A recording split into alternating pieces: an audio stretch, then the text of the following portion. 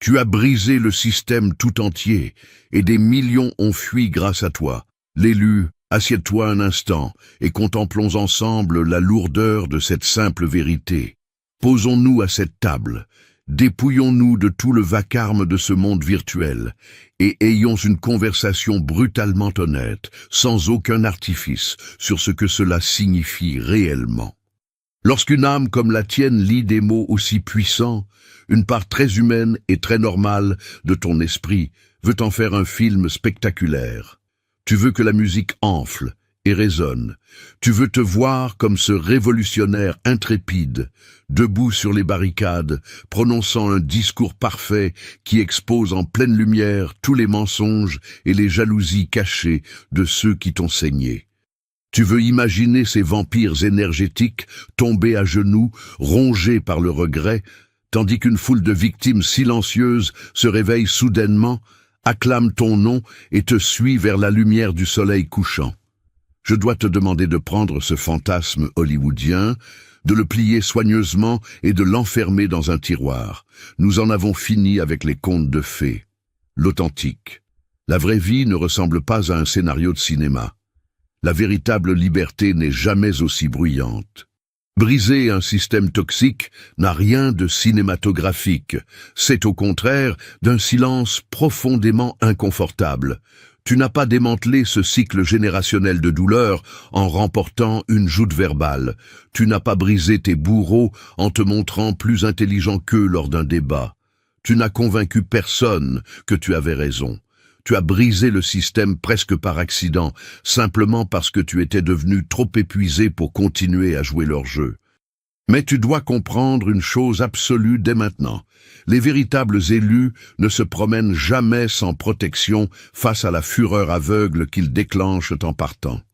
Ils scellent leur énergie en utilisant des sagesses anciennes, un pouvoir suprême désormais accessible à travers les 7 sceaux de l'élu, car sans ce scellement, ton aura reste une plaie béante et une cible de choix pour l'obscurité. Pour comprendre exactement ce qui s'est passé dans l'environnement que tu viens de fuir, nous devons regarder la réalité froide et ordinaire de la façon dont les groupes toxiques maintiennent leur chaîne. Nous n'avons pas besoin d'utiliser de grands mots à la mode sur la psychologie sombre. Nous devons simplement observer un jeu de cours de récréation. Nous devons parler de la souque à la corde. Imagine une corde épaisse, lourde et rugueuse. D'un côté de cette corde se trouve le système toxique. Cela peut être ce parent manipulateur, ce patron profondément corrompu ou la personne la plus bruyante, jalouse et chaotique de ton ancien groupe d'amis. De l'autre côté de la corde, c'est toi, l'élu, avec tous les autres qui sont piégés dans ce filet. Les frères et sœurs, les collègues, les amis communs. La personne de l'autre côté de la corde tire sans arrêt. Elle crée le drame. Elle cherche la bagarre. Elle joue éternellement la victime. Elle rejette toujours la faute sur les autres. Et la règle non dite de ce système, la règle cruelle qu'on t'a enseignée dès le tout premier jour où tu as mis les pieds dans cet environnement, c'est que tu dois tirer en retour. Tu dois te défendre. Tu dois expliquer ta version de l'histoire pour prouver ta vérité. Tu dois essayer de réparer leur mauvaise humeur. Tu dois faire des heures supplémentaires, saigner ton âme pour compenser leur paresse. Tu dois maintenir une paix illusoire. Alors tu tires. Vous tirez tous. Tu enfonces tes talons dans la boue et tu tires sur cette corde avec absolument tout ce que tu as. Tu tires pendant des années. Tes mains sont couvertes d'ampoules à vif. Tes épaules te font souffrir le martyre. Tu es complètement épuisé, drainé.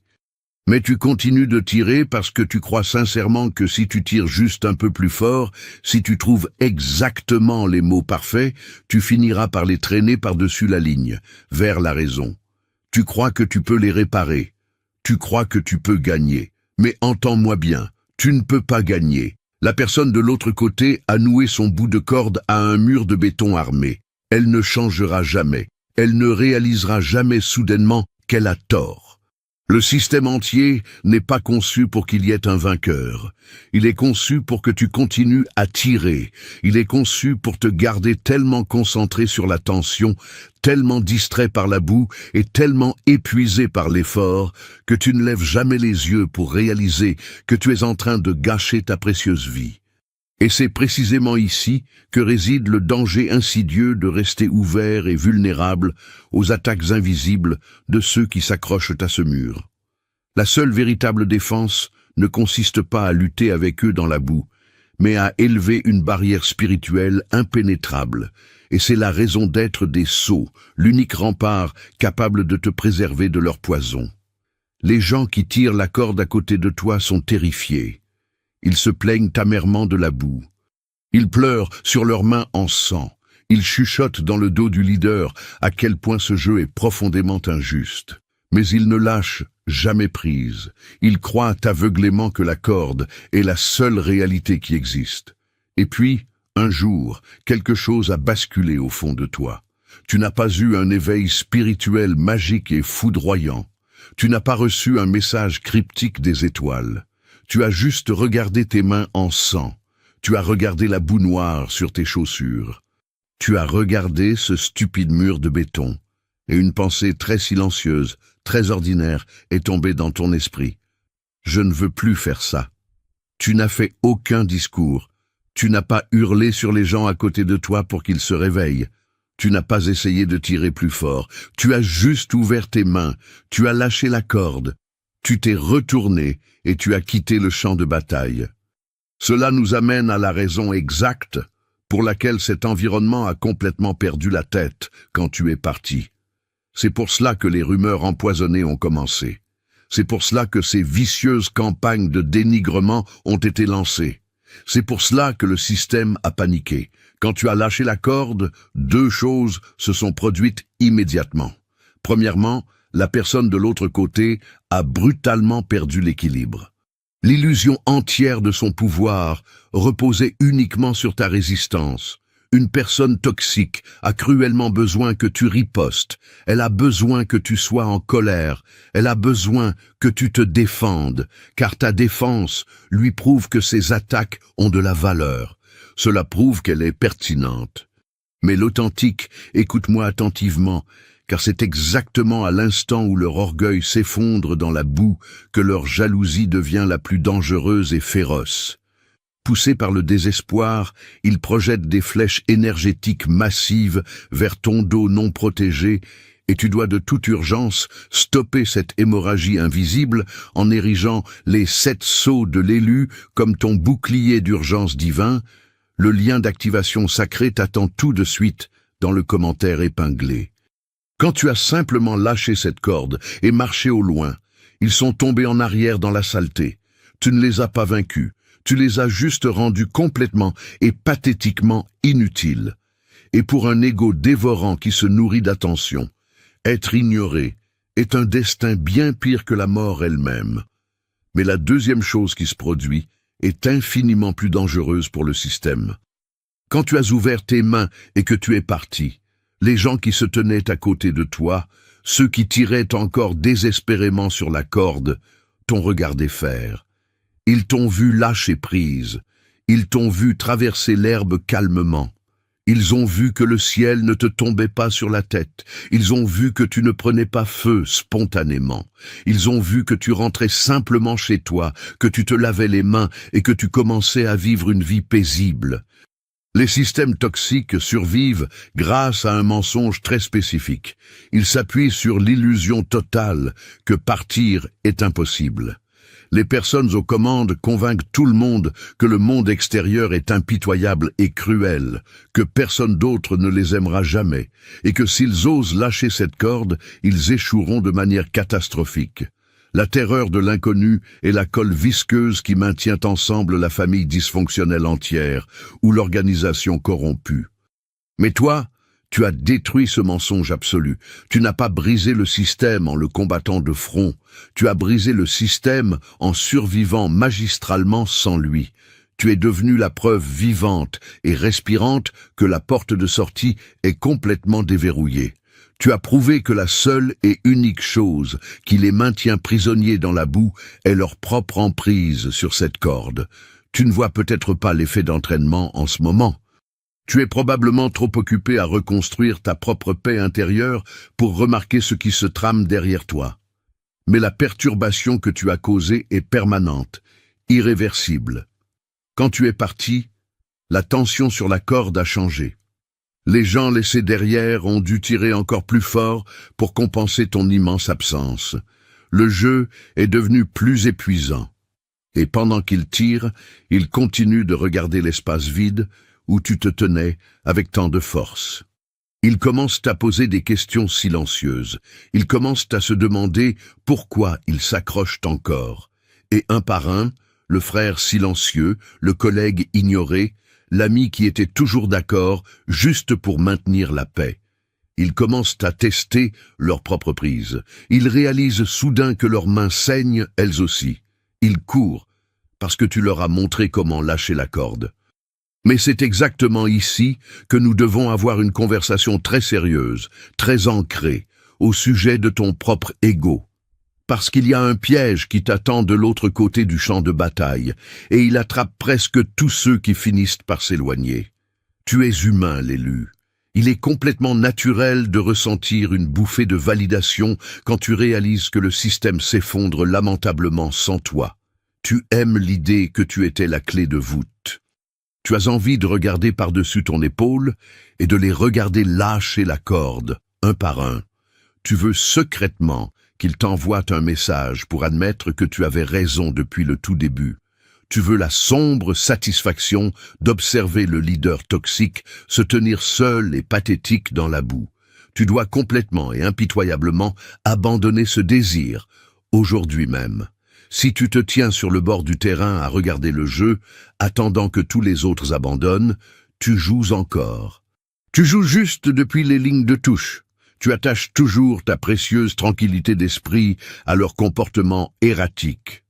Tu laisses encore leur choix misérable dicter ta propre météo émotionnelle.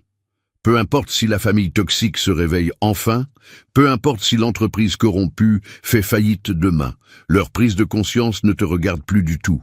Tu n'es pas un guide touristique pour les gens qui fuient des situations infernales. Tu n'es pas un sauveur. Tu es juste une âme qui en a eu assez de la boue. Ton seul et unique travail était de te sauver toi-même. Tu disposes d'une quantité profonde d'énergie propre et silencieuse en ce moment même. Pendant des années, tu as brûlé ton énergie vitale quotidienne juste pour essayer de gérer la tension constante de cette corde. Tu as passé des heures interminables à décoder leurs humeurs sombres, à marcher sur des coquilles d'œufs, à planifier soigneusement tes mots et à essayer de garder tout le monde heureux. Tu as passé tes soirées couchées éveillées, ayant des disputes imaginaires avec des gens qui ne se souciaient même pas de tes sentiments. Tu épuisais ton propre cœur juste pour maintenir en vie un système brisé. Tu possèdes toute cette énergie maintenant. Elle t'appartient entièrement. Mais souviens-toi bien de ceci.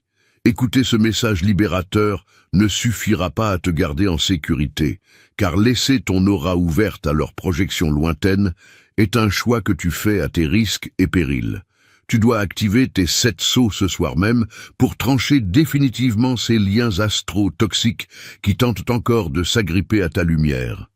Pense à quoi ressemble réellement ta vie quand tu arrêtes enfin de regarder par-dessus ton épaule.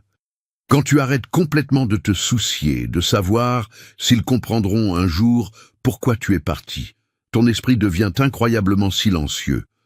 L'anxiété bourdonnante et constante dans ta poitrine s'estompe enfin pour disparaître. Tu commences à te réveiller un mardi matin ordinaire et tu réalises que ton estomac n'est plus noué. Tu commences à verser ton café sans te préparer mentalement à une énième dispute. Tu commences à construire une vie remplie de personnes calmes, prévisibles et sûres, qui n'exigent pas que tu saignes juste pour mériter une misérable place à leur table. Tu entres dans une réalité qui est si profondément, viscéralement paisible. Le simple souvenir de ce tir à la corde ressemble à quelque chose qui serait arrivé à une personne complètement différente. Laisse-les tirer sur leur corde. Laisse les gens qui veulent rester dans la boue croupir dans la boue. Laisse le leader toxique s'acharner contre le mur de béton jusqu'à ce que ses mains cèdent. Ils doivent vivre avec cette vérité lourde et indéniable. Ils ont repoussé la seule personne qui essayait réellement de les aider. Ils doivent se réveiller chaque jour et contempler l'espace vide, l'immense vide que tu as laissé derrière toi. Et toi, tu vas être totalement inatteignable. Non pas parce que tu te caches dans l'ombre, mais parce que tu as marché si loin dans ta propre guérison, ta propre joie et ta propre stabilité silencieuse que leur bruit discordant ne peut tout simplement plus jamais t'atteindre. Le jeu est terminé.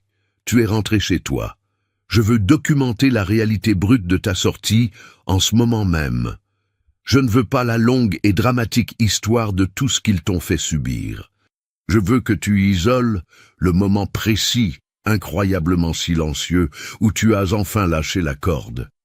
Pense à la seconde exacte où tu te tenais au milieu de la tension extrême. Ils hurlaient, ou se plaignaient, ou te faisaient subir leur chantage affectif habituel. Ils s'attendaient à ce que tu ripostes, ils s'attendaient au combat, et soudain, l'épuisement profond a pesé bien plus lourd que la peur. Tu n'as pas crié, tu ne t'es pas défendu. Tu as juste senti une certitude froide et calme descendre dans ton estomac. Tu les as regardés et tu as réalisé que tu n'en avais tout simplement plus rien à faire de gagner. Quelle a été la sensation soudaine, le poids silencieux de cette seconde exacte dans ton propre corps physique? Dépose ce souvenir brut juste en dessous. Quelqu'un qui lit ceci en ce moment se tient les deux pieds dans la boue, les mains en sang, terrifié à l'idée de lâcher la corde. Ils pensent sincèrement que ce jeu est tout ce qui existe. Ils ont désespérément besoin d'un plan pour s'enfuir. Laisse ta preuve sur la table pour eux. Et tandis que tu poses cet acte de pouvoir pour ceux qui te suivront, l'heure est venue pour toi de verrouiller ton sanctuaire intérieur de manière irrévocable. Regarde immédiatement le tout premier commentaire épinglé en dessous de cette vidéo pour activer ta protection divine suprême avec les 7 sceaux de l'élu.